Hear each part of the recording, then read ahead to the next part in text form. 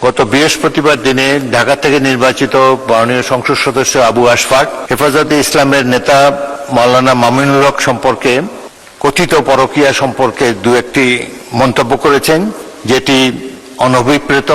সেটি যেহেতু যার পক্ষে সংসদে এসে আত্মপক্ষ সমর্থন করার সুযোগ নেই, তার সম্পর্কে বিরূপ মন্তব্য করা অনুচিত।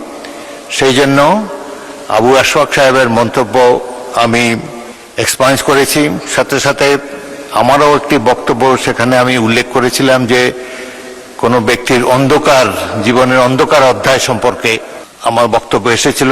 সেই অন্ধকারাচ্ছন্ন এই অধ্যায় এটিকেও এক্সপান্স করা হলো এবং ভবিষ্যতে আপনারা সবাই কেয়ারফুল থাকবেন বাজেট বক্তৃতা বা অন্যান্য বক্তৃতায় যার পক্ষে এখানে এসে নিজকে ডিফেন্ড করা সম্ভব নয়, তার উদ্দেশ্যে কোনো বিরূপ মন্তব্য আপনারা করবেন না, এটাই আশা করি।